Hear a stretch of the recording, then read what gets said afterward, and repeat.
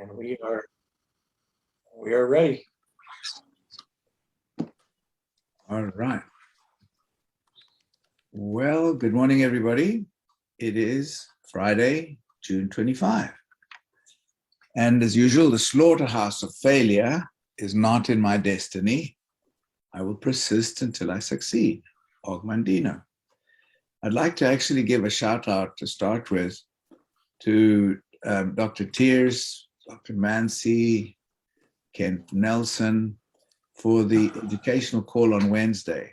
I think it was awesome. If you haven't had a chance to listen to it, pass it on to your team members. It was really good.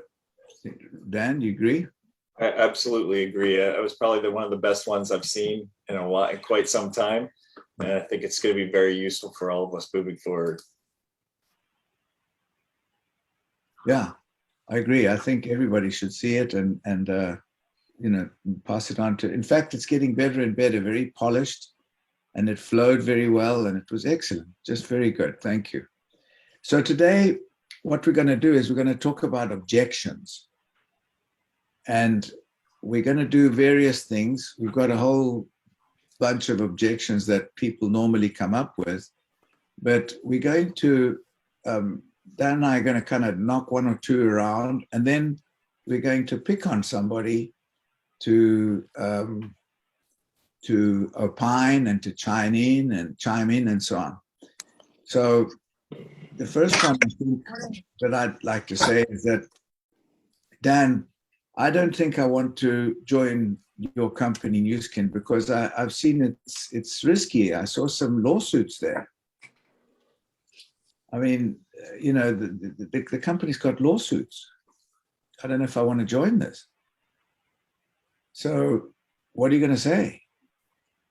Generally, I would say, if you look at any company that's been successful, there's going to be lawsuits. And, I would reference a few of those, Apple, for instance, Google, and, any big tech company is going to have multiple lawsuits for different reasons, intellectual property, things along those lines, but also, customer service issues, product issues, all kinds of things like that. So it's not something that is specific to our particular company. Every company that has business in the United States or worldwide is going to have lawsuits. And so, that's kind of how I would handle that objection, and then just, reference a few different companies and just make the point that we're not the only company that's had lawsuits.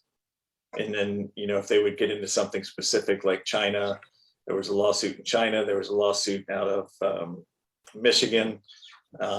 We could address those individually as well. Well, on the expressway on 595 here between Miami and between my house and Fort Lauderdale, there was a big billboard which said, whocanisue.com. It was actually a billboard. So this business of suing, it's actually just a business. It's just a business. And it is a pastime that lawyers love to do, because just in case they win something, they could win, they get a percentage of it. So the fact that the company is sued, this is actually par for the course, as you've said. I totally agree with you. It's every company that's done anything. If you don't do anything, you're not going to get sued for anything. If you do anything, there's a possibility that you'll get sued. So the other thing is if you're an innovative company that's always coming out with new products in the marketplace that are, competitive to other companies, there's always going to be lawsuits for one reason or another. They're just looking for a way to kind of shut down your company so that you can't, so that you're not as competitive with them as you might otherwise be. So, Lawrence. Go ahead. We lost you. We lost Jim in that instant. He was about to give us some pearls of wisdom, and we lost him. Can you hear me, Lawrence? Yes, Joe. Oh, it was you. It was Michael. Yes, sir. Hey, I would say one thing too is nobody sues an unsuccessful company if they don't have any money or they're not successful, then the attorney's not even going to waste their time because there's nothing there to pursue. And as you mentioned, there are some people, unfortunately, in this world that will sue against, try and get so. Right. There's some good comments on here. That's a good comment, Michael, and also Mansi had put a good comment in there about J.P. Morgan and Martin. Also, nuisance. That's what it is. It's like a mosquito going to pick some, give you sting there to see what they. It's just a nuisance. You're right. You like the TV on? Pardon? Okay. Well, I can turn it on if you'd like to watch it. Okay. Oh. Okay. So one other question here, then, Dan. This Nu Skin thing, I mean, it's a multi-level network marketing company. What's the difference between you and Herbalife? What's the big deal? What's between you and Herbalife? I mean, I've heard Herbalife's been around is a lot bigger and it's been around a lot longer. So tell me why I should do with you instead of Herbalife.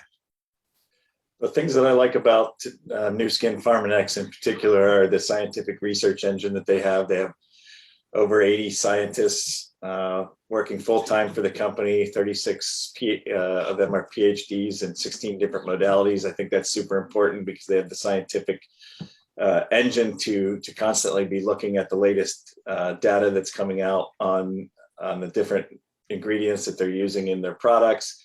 They're always innovative. They've won multiple awards for their skincare devices, in particular LumiSpa for 3 years in a row worldwide. They also have the biophotonic scanner where we can actually prove, test, and measure that our products are actually being absorbed, which is a huge deal. And also, they're very innovative. They just spent an additional $100 million on a company called Grovive, that I think is very important as time moves on. It's very difficult to find products that don't have contamination. And so they purchased a company where they can control everything, grow most of their plants for their products indoors. And it allows them to control the temperature, the humidity, the light source, all of those things, and make sure that they're putting out high quality products. Well, I don't know, Herbalife's probably got good products too. But here's what I would say about that. I would also add that, for example, we do not pay stars. Herbalife pays rock stars and movie stars and whatever to do the advertising for them. They have them as pinups. So they pay millions of dollars to those people. Nu Skin doesn't do that. It pays that money to the distributors. The other thing is in Herbalife, you have to buy a certain amount of product every month. It's obligatory. You have to buy that. And Nu Skin doesn't have that. If you get into Nu Skin and do the product with Pharmanex, you do not have to do anything other than pay your taxes and die. So the other thing is that because they put such a lot of pressure on having to buy stuff, the people at Herbalife, what they actually do is they start selling by the shake. They make a shake and they get a container of shakes, and then they sell the shake. I mean, they sell by the shake, which, money-wise is good. But can you imagine the time-consuming effort to go and sell by the shake? So, a company like Herbalife, it's been around a long time, and the compensation package of Herbalife is much, much less than the compensation package that Nu Skin Pharmanex have. So there are many reasons why I would prefer to go with Nu Skin Pharmanex than with Herbalife. So, same thing with Amway. Amway has been, I think it's one of the oldest, or the old, it was like back in the 50s that it was started. It is one of the biggest companies in the world. And yet the compensation package is probably 50% or 60% of what ours is, of what New Skin Pharmanex is. So even though Amway is a very known company, also it is a company which was obviously worldwide, of course, but it's also tired. People hear Amway and they say, "Oh, I don't want to hear about it," because it's been in some ways, in a vulgar way, it's in Spanish they call it, it's been prostituted. It's just people are no longer so enthusiastic about it because everybody's heard something about it. So that's a thing. And the other ones that I would mention also is Avon, Mary Kay. For example, the difference between Avon and Mary Kay, they are for women. Well, what about the men? You've left out 50% of the population. And also with Mary Kay and with Avon, you have to buy product. We don't have to do that. The other thing that I want to mention is that when people talk about network marketing and they say, "Oh, no, I've heard some negative things." Well, just think about this for a minute. 85% of all businesses, startup businesses, fail in the first 5 years, approximately 85%. Well, we're no different. We're no different. So since 1950, there were, by now, I don't know, my statistics are a bit obsolete, but there are over 60,000 network companies until a few years ago that had actually been established and started since 1950. Out of those 60,000, only 22 ever made it to $100 million a year. Only about 11 made it to $1 billion a year, and only 8 approximately made it to the stock market. So just think about that. How many hundreds of thousands of people have joined a company and it's either gone broke, they couldn't pay for they didn't pay their people, the products were no good, or whatever reason. How many tens of thousands of companies have gone out of business since 1950? So obviously there's a repercussion in that. That's a good point, Lawrence, because there's a lot of negativity about multi-level marketing companies on the internet, kind of all over the place, and you have to consider the source, right? If they're talking about one of these companies that they joined that was a startup and the company went broke after 2 years, that's a completely different story than working with a company that's been around for 36 years, right? And so that's the answer that I always give, is you have to consider the source. Is it somebody who's been involved with multiple network marketing companies and weren't successful?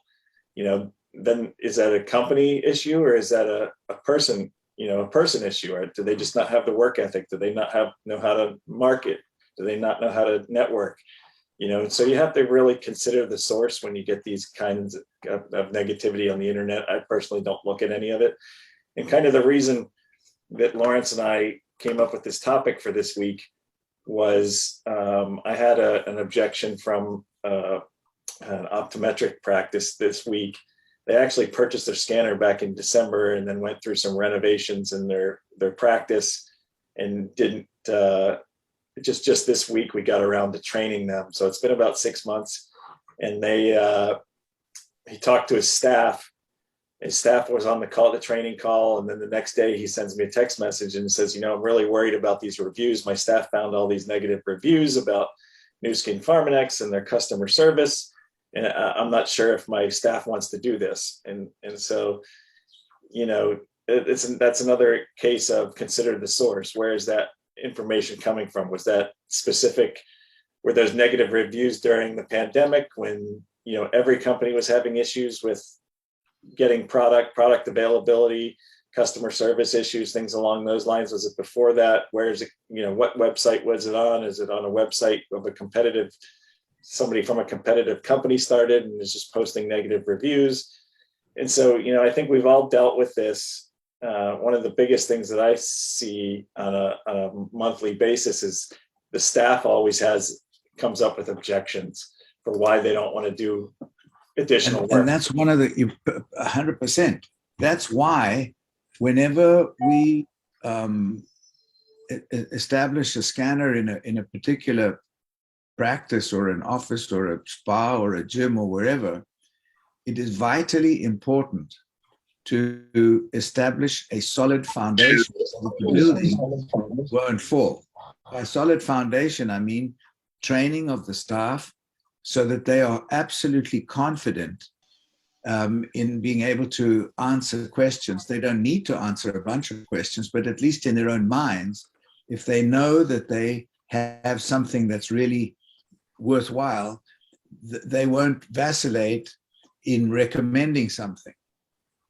So people and the complaints that may have happened in the last year, well, I think very few companies actually, well, many companies didn't even survive last year. So let's leave it at that. So we did not only survive, but we prospered and we didn't fail. We continued to serve the products kept coming in. We really did an amazing job of overcoming the obstacle of the last year, which is now sort of coming to a tail end, we hope. So yeah, we've got something to be very proud of. So the One of the other thing one of the other questions I think we get a lot, Lawrence, is, if you walk into a practice and they already have supplements in their practice, they're always wondering. You're breaking up, Dan. Yeah. Dan, you're breaking up. Go ahead, Lawrence. Sorry. Go ahead. No. Okay. You. All right. Okay, and yeah, incentives to the staff as well. So while Dan gets his thing going there, I just want to also mention, for example,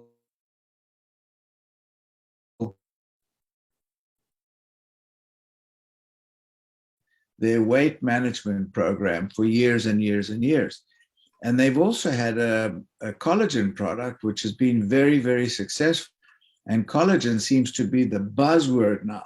So I encourage everybody to really listen to Tanner Gibb over and over to be able to understand really what he's talking about with our collagen product, which is coming out in September, and which we will be able to have a pre-sale in July.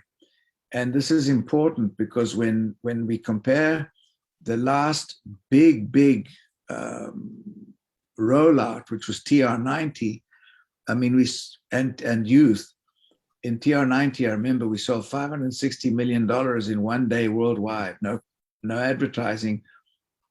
And it was like $40 million in 2 hours in the US. So this is going to be the biggest new product rollout that the company has. So take advantage of that and really learn the verbiage from Tanner Gibb so that we can speak eloquently about what we have, because it's really worthwhile. Dan, is Dan back? He's still missing. Okay. So then another objection is, people say, well, my cousin's been in 3 network marketing companies. So, she's been in 3 network marketing companies. This network marketing business doesn't work. It really doesn't work. My aunt's been in 3 of those. The question then is to say, okay, are those companies still around? Oh yeah. Well, what is your aunt doing? Well, she's gone back to doing bookkeeping or being a housewife, or my cousin's doing, or whatever he's doing. So, well, if those companies are still around and your aunt is not around or your cousin is not around, the problem is the cousin. The problem is not the companies that are still around. If the companies have failed, then we can understand. But if the companies are still around and and this is your 3rd company or your aunt or your cousin's 3rd company, the problem is you or your cousin or your aunt, not those companies. Dan, you have anything to add to that? I 100% agree with you. And that's what I was saying before I started breaking up. Am I coming across now? You are now, yeah. No, I 100% agree with you. You know, a lot of people get into this business and they think it's a get rich quick, or they think it's going to be easy, and it's not easy. It is if you put in the work, but you have to put in the time and the energy to make it be successful. You have to be consistent and really focus on what we're doing here. And so, one of the things I was saying before I got cut off was, one of the big questions I get a lot is, I already carry supplements in my practice. What's the markup on these supplements over the supplements that I'm currently recommending to my patients? And Michael Cook had a great, on our team call this week, Michael Cook had a great answer for that. I don't know if Michael's still on the call, but maybe I'll call Michael out on that, and maybe you Sure. can comment on that, Mike. Sure. Hey, everybody. And I don't have this. I actually put a spreadsheet together. Already stocking and selling supplements. First of all, they've got money tied up on a shelf, their own money sitting there. So they're looking at the difference really between markup and commission rate, right? So with us, the physician can make a little over 40% commission rate on products. Now, someone that says, well, I've got 50% profit on the products that I have now. Well, that 50% profit is based off the investment that you have sitting on your shelf, number one. We're the only supplement company that has a guarantee on that the product actually, performance guarantee that it works.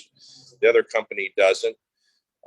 There's our reward bonuses for the patients that are using the product. They're getting $20 to scan for the initial scan. Maybe they're getting 35, depends on the doctor. That's all the contribution, to the profitability of the supplement protocol. When that patient goes on product, they're getting $8. When the patient rescans, they're getting $8. There's absolutely no comparison. And for them to say, that I'm making more 50%, they're losing money with what they're doing previously and compared to what we can offer. So I may have missed a few points. I know I did. I don't have my notes in front of me, but there's absolutely no comparison when you look at the whole picture. So yeah, it's important to be able to really have all the facts and just analyze them. And as Michael said, and Martin also contributed some comments to that, and Dan. And so it's very important to be able to know when we're talking apples and apples. So what's the difference between a binary and a breakaway compensation package? Would anybody like to answer that? I can answer it, but I just want to know if anybody else would like to answer that. The difference between a binary compensation package and a breakaway. Anybody? No volunteers? What? All right, fine. So here we go. So there's several types of compensation packages in all of these network marketing companies. And we are our company uses a breakaway system, a binary system. And breakaway means that each person can get to the position of being a brand rep, and then they break away and they have their own organization, and they create their organization, and it could be as wide as they want and as deep as they want. They get paid 6 levels deep, but as wide as they want within that 6 levels. And the commission, as I say, paid 6 levels deep. On a binary, you've only got two rails,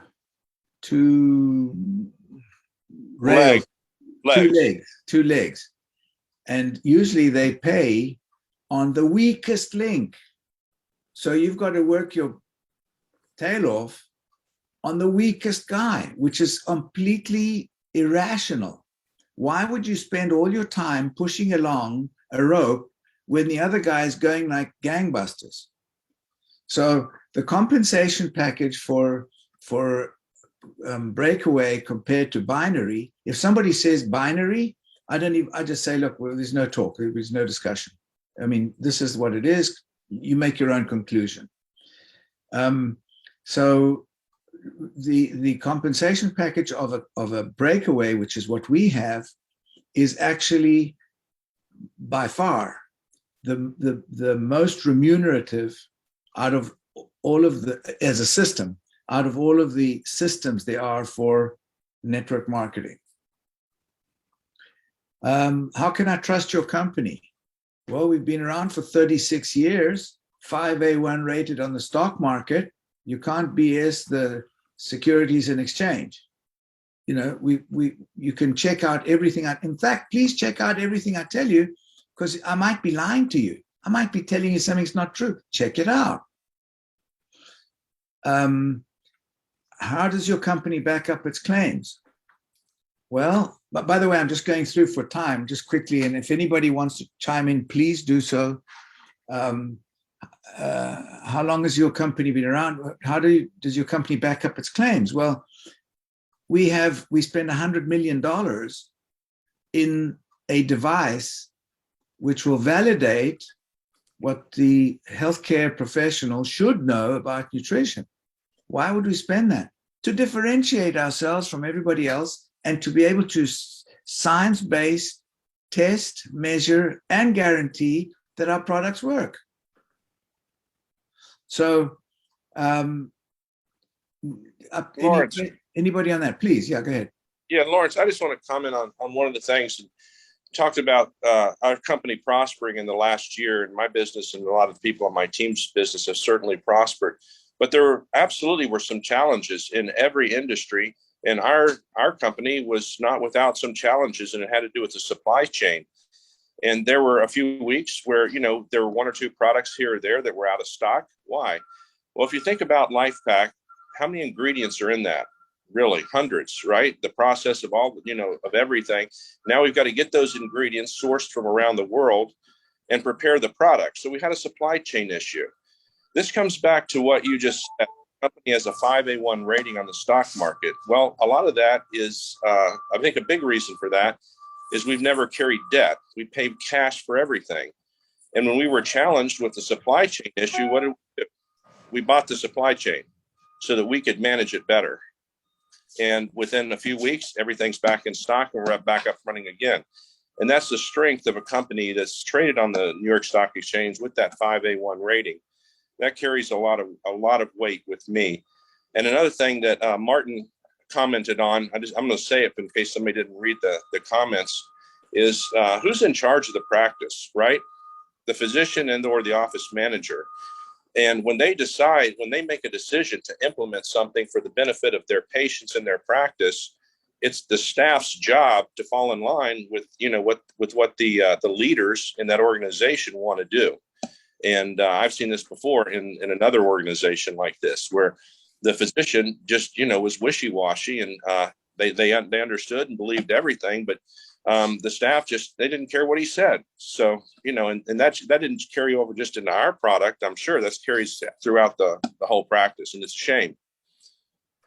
Bear in mind, you're right, Michael, and bear in mind that a physician is a specialist in his or her scientific field. They have no street smarts. They're not taught to balance a checkbook.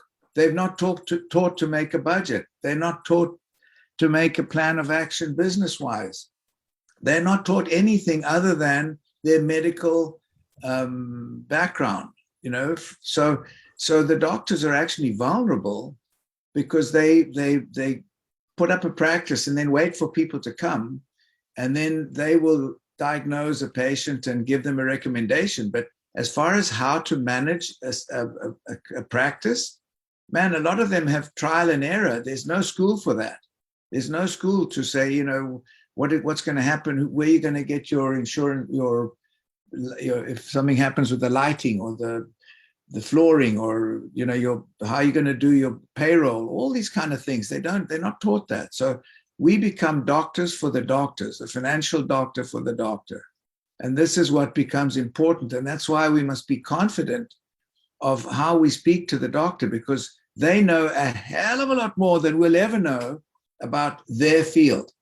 But we know a hell of a lot more than they know about our field. And so we can go in with as equals. We're not, each has a different strength. So this is important too. Let's see, I'm looking at comments here. Oh, okay, sorry. And just any other comments anybody would like to make? Anything else would like to add?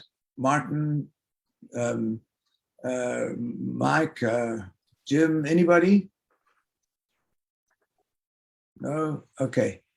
Lawrence, I had the experience a few days ago of a woman or lady who was managing a physician's practice. She's the physician's wife, telling me, oh gosh, I got some dissension in the ranks. We've just hired a new nurse practitioner, and she's very against us pushing hard on the patients to have them sign up for nutritionals. And she said, would you mind talking to my staff? So we went in there, and I basically made a presentation that, look, let's look at PubMed. This is why this is good for the patients in the practice. It's absolutely clear science. And then I basically said, there is no good reason to withhold this product from the patients. And the practice really wants this to happen, because this is actually an infertility practice. And this is helping the patients overcome the infertility. And ladies and gentlemen, isn't that exactly why we're all here? And at the end of that, the woman signed up for a subscription herself for the nutritionals, and has in fact been reminding both the physician and his wife to take their nutritionals on a daily basis ever since. So you can turn this around. And it's just a question of explaining the real benefits and why this is good for the practice and indeed for the staff. Yeah, good point. Education is what is exactly what Mark's talking about there. And, it's very important, because there's a lot of uneducated people out there as far as what we have, our nutrition that's available to us and what we need to do. And that's why anyone, even those that believe, need to get to Utah. They need to get to Utah to validate, talk with the scientists, see the laboratories, and see what goes into this, and get that education. There's nothing like that. Hey, Lawrence. Yeah, go ahead. It's interesting, because I think that Martin just exhibited what a lot of us watching this call should pay very close attention to. And that is indeed that our company doesn't put out advertising. They put the money in the distributors. The reason they do that is they get quality distributors who can become influencers, distributors who are educated at a level they can go into a doctor's office and speak very confidently, like you just mentioned earlier about the business. They speak with confidence that we know what we're doing, and they can influence the staff as well. Once in a while, you'll run into one where the doctor just lets the staff run over them. You try to address it, but I'm telling you, don't spend your lifetime trying to change it, because that doctor has a personality that's going to get run over anyway.